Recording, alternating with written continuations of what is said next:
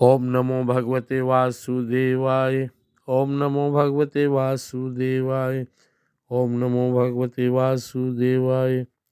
श्री भगवान उवाच तपाम्यहम् अहं वर्षं निगृह्णामि सृजामि च अमृतं चैव मृत्युश्च सच्चाहम् अर्जुन। आज भगवत गीता जी के 9वें अध्याय का 19वां श्लोक है। भगवान कह रहे तपाम्यहम् अहं वर्षम निगृह्णामि सृजामि च। सूर्य रूप से मैं ही तपता हूँ और वर्षा का आकर्षण करता हूँ और पूर्ण मैं ही उसे बरसाता भी हूँ। उसी तरह से अमृतम चैव मृत्युश्च सच्चाहम अर्जुन। मैं ही अमृत हूँ और मैं ही मृत्यु हूँ, और जो भी सत्य असत्य है, सत असत च अहम अर्जुन, सत्य और असत भी मैं ही हूँ। इस श्लोक के माध्यम से भगवान सृष्टि के सिस्टम को समझा रहे हैं। जन्म देने वाले भी वे और जीव का समय पूर्ण हो जाने के बाद ले जाने वाले भी वही हैं। महाकृपालु महापरम दयाल रूप में वो जन्म दे रहे हैं, पालन पोषण कर रहे हैं, और महाकाल रूप में सभी जीवों को समेट कर ले जा रहे हैं।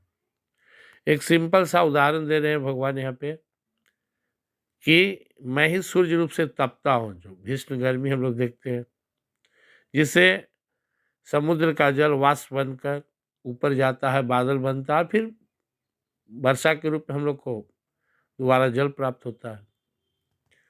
अब हम लोग को लगता है कि बरसात तो कृपा है, लेकिन यह तपन ये तो बड़ा कष्ट में है। लेकिन अगर गर्मी ना हो तो बरसात भी नहीं होगी। इसी तरह से अगर मृत्यु ना आए तो फिर जीवन अभिशाप बन जाएगा। बुढ़ापा में आप देखेंगे बहुत सारे लोग छटपटाते रहते हैं, शरीर लाचार है, कब प्राण छूटे। तो एक तरह से मृत्यु भी जीव को पुनः एक नया अवसर प्रदान करने का बहुत सुंदर सिस्टम है। इसलिए जो संसार का सिस्टम है भगवान दिखा रहे मेरा बनाया हुआ है और उसमें जीव का कल्याण है। तुलसीदास जी कहते हैं कि हर्षत बरसत सब लखे करसत लखे न कोय, जो यदि करसत लखे तो दुका है को होए। मैंने कोई आदमी हर्षत बरसत प्रसन्न है, खूब खुश है, तो हम लोग देख रहे हैं कि देखो कितना खुश है, लेकिन नहीं सोचते हैं कि उसकी खुशी का कारण क्या है।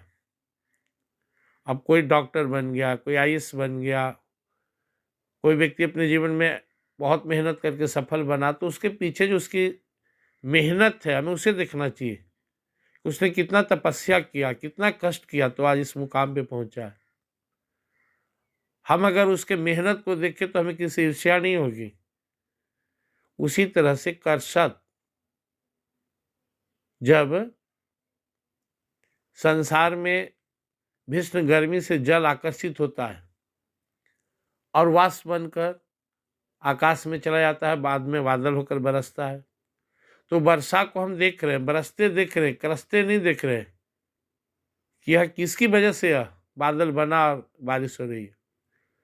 तो अगर हम इस सिस्टम को समझ लें तो फिर हम संभव में रहेंगे। संसार का रूल्स है, जो आया है जाएगा, बनना बिगड़ना, मिलना बिछड़ना, जन्म मृत्यु, सुख दुख, लाभ हानि, दिन रात, एक सिस्टम है और इस सिस्टम के तहत हम सबका जीवन है। इसे स्वीकार करना पड़ेगा। और हम इसे स्वीकार कर ले तो फिर जीवन में दुख किस बात की।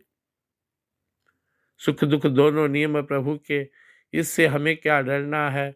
जो कुछ कर मिला तन मन से सहर्ष उसे करना है।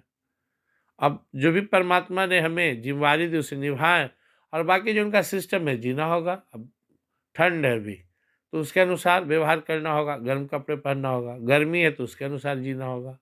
बरसात तो उसके अनुसार जीना होगा। दिन है तो उसके अनुसार, रात्रि है तो उसके अनुसार। बचपना है, शरीर बाल्यपन अवस्था से गुजर रहा है, जवानी में है, बुढ़ापा में, उसके अनुसार एक्टिविटी करना होगा। जन्म के समय, मृत्यु के समय में, हर समय ये सिस्टम है। और हमें एक जो व्यवहारिक है, जो संसारिक परंपरा है, उसके अनुसार उसका निर्वहन करना है और अंदर से इसे परमात्मा का सिस्टम समझते हुए सबको नाटक समझते हुए समभाव में रहना है। लाभ हुआ तो परम प्रभु की, हानि हुई तो उनकी। हम सब केवल प्रेम मगन हो करते भजन प्रभु की। मेरा सोचा होत नहीं, क्यों करूँ मैं सोच, परम प्रभु पर निर्भर रहें, यही वही करेंगे सोच। एक सिस्टम है, हम सबको उसको फॉलो करना है। अब जैसे जन्म अनिवार्य, जैसे मृत्यु भी है। और वास्तव में संत भक्त तो मौत से डरते ही नहीं। उनको मालूम है कि मौत में से पिंजरा में जो फंसा जीव इसके निकलना, और जब पंछी उड़ेगा तो अपना लक्ष्य की ओर जाएगा, यानी आत्मा परमात्मा से मिलेंगे। संत कहते हैं, जिस मरण से जग डरे मेरो मन आनंद, मरकर ही तो पाएंगे पूर्ण परमानंद। शरीर से प्राण निकलेगा तो उसको हम ये भी बोल सकते हैं, तरकर ही तो पाएंगे पूर्ण परमानंद। से निकलेंगे तभी तो परमानंद में जाएंगे। यहाँ तो बंद है, कारागार में बंद है, इसलिए इसमें डरने की आवश्यकता नहीं है। तो भाव यही है, हम सबको हर रूप में परमात्मा को देखने की आदत बनाना है। अब माँ दुलार रही है तो भी वो माँ ही है, परम पूज्य है। और जब वो थोपिया रही है तो भी माँ ही है। समय के अनुसार परमात्मा विभिन्न तरह के रोल हम सबके सामने करते हैं। उनका सिस्टम के अनुसार सब घटित होता है, जिसे भक्त स्वीकार करता है। सुख दुख दोनों प्रभु के ही हैं, सब चीज़ आप ही का है। इसलिए हमें इसे स्वीकार करना है और अपनी जिम्मेदारी को निभाना है, भगवान का नाम लेते हुए, भगवान पर निर्भर रहते हुए। जय श्री